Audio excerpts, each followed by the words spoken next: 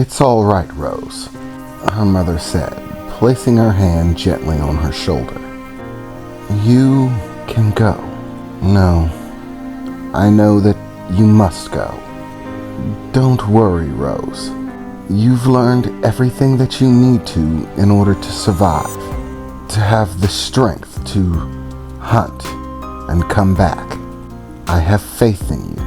Besides, what danger could this small world provide?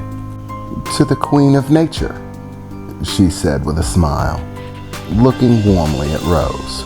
Rose smiled back for a moment, reaching out and embracing her mother once more.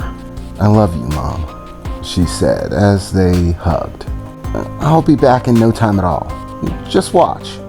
This hunter's will thing can't last forever, can it?" "No, sweetheart. It shouldn't take you that long at all to satisfy your appetite for the hunt. Maybe a few animals, but whatever it is, I'm sure that they will pose little issue for you," she said as they released their hug. "All right. Back in a few, okay, Mom?" Rose said, smiling, as without hesitation, she ran off, heading for the woods, for where she sensed the largest animal. In no time at all, Rose found herself dashing through those woods, heading in the direction of where she had sensed it. Here and there, she would get little bursts of information, as if nature was telling her where her prey was. At first, as she ran through the woods, she seemed to be making a great deal of noise. But the closer she got, the more she found that she started paying attention to where she stepped, even in a great deal of speed, beginning to move more and more silently with every passing step. Without even thinking about it, one of her vines suddenly reached out, grasping a hold of one of the trees in the distance, pulling her high into the branches. She was surprised the vine was strong enough to do that, but it seemed to do it without issue. And there, Rose landed on a high branch in the tree. Rose was actually astonished. She didn't know how, but somehow, some way, it all simply felt natural. Her movement through the woods, even landing on this tree branch perfectly, maintaining her balance without the slightest bit of effort or issue, without concentration. And before she realized it, she was jumping through the trees with no problem whatsoever, as if she was made to live in them, to move through them freely, in between jumping herself and her vines extending out, grabbing things and pulling her towards them. Rose had little issue with any of it. In fact, she felt somewhat like an acrobat, leaping from place to place with unbelievable grace, landing so softly she didn't make a sound. Her bare feet pressed against the hard wood of the trees, and still she could sense it. She was getting closer to this large creature in the distance. She needed to move quietly. She didn't know why she knew that. It was an instinct, a feeling that she needed to be quiet, to move gracefully, to be unheard and unseen.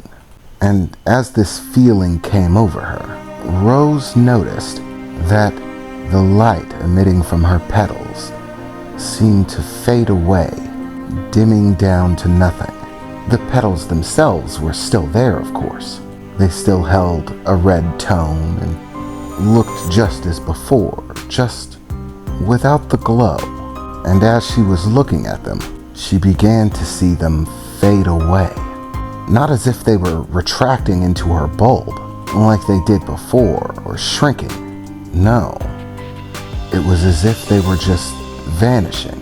It looked like heat waves for a moment, heat waves that seemed to consume the form of the petal before vanishing altogether.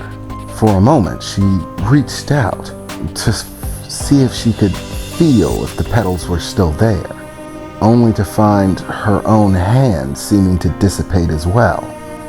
And as it did, she noted that she could still feel her hand, move her fingers, tell where everything was, She just couldn't see it anymore. She couldn't see herself, as if she herself had simply vanished, becoming completely invisible. Wow, that's definitely new. I never thought being invisible would feel so trippy, she said softly to herself. No, quiet. Stay quiet, she said, more and more gently as she began to make forward progress again, heading in the direction. She could sense the creature moving, not rapidly. It wasn't running away. It seemed to just be wandering, as if it were looking for something, moving gently from one place to another, stopping here or there. The closer she got, the more she could sense, perceive through nature.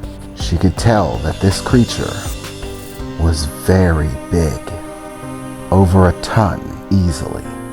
It had thick fur, claws that dug into the grass and soil beneath it. And as Rose finally closed the last of the distance, pulling herself into a tree branch right nearby, no more than 10 or 15 foot away, she finally saw it with her eyes. It was a bear, a very large, brown, furry bear, an absolutely massive one, at least in comparison to her tiny, frail form. Normally, Rose would think that she would be terrified of such a creature and look like it could easily eat her. And yet, Rose didn't feel afraid. No, what was gripping her was hunger. She didn't see this animal, large though it may be, as something that would prey on her. No, right now, that animal was her prey. One doesn't fear their food. As she sat there looking at it from the tree branch, it still seeming unaware of Rose's presence. Apparently, she had moved silently enough that even this animal that had spent its entire life in nature seemed completely oblivious to her presence. Okay, so how do I kill it? Rose thought to herself. I mean, I could just try to boost myself, slash at it like I did the tree, she thought. But what if it bites me, or hits me with those claws? It doesn't exactly look weak, and it's way bigger than me. Direct conflict just doesn't feel like the right option. It was at that point, Rose seemed to be overcome with a strange feeling. Something she had never experienced before. Something she even had a hard time putting words to, even in her own mind. Like some sort of combination of instinct and self-knowledge, as if her instincts themselves possessed knowledge that she could trust, that she could believe in, even though she didn't understand it. Without hesitation, she began to slowly make her way down from the tree, ever so gently, lowering herself to the ground by her vines, so softly that she didn't make a sound. There were small trees and shrubs that were around her in the area. This is perfect, she thought. She didn't know why she thought that. Once again, it was simply a feeling that she couldn't put an explanation to. And without thinking about it once more, Rose completely turned her back to it, looking the other direction. Suddenly, Rose was overcome with conflicting emotions. Her mind told her that this was a bad idea. Why was she looking the other way? It doesn't make any sense. But for whatever reason, her instincts were telling her that this is what she needed to do. This was how she would hunt, how she would catch her prey and consume it. Rose still couldn't see herself, but she began to feel her petals moving, almost as if they were moving of their own accord, without her intentions behind them. And then she began to see a warm red glow. Rose looked back to see that her petals had become visible again. Not just visible, they were beginning to glow again. But there was something different about it. Their glow had changed. The red that before was stable, steady, constant, now seemed to shift and flow, having waves of tone and pattern in them. Not only that, but the petals themselves moving in a strange way, almost as if they were beckoning. As soon as the petals began to glow, the bear in the distance caught his attention on it, growling and letting out some noise. For a moment, Rose almost felt frightened, but she stayed where she was. She didn't move an inch.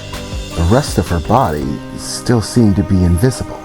The only thing that could be seen was her flower, protruding from her back, its petals reaching out from the shrubbery and bushes that surrounded her, glowing that red, casting light on the area, emitting strange patterns in the light. And despite whatever Rose might be thinking, the bear seemed to stop acting aggressively. Sure enough, it seemed surprised for a moment, but then its aggressive behavior simply stopped as it started moving in the direction of Rose's flower, slowly stepping its way towards it, as if it was drawn by the luminescence, the moving of the petals, the shifting light that they emitted, as if it were caught in a trance.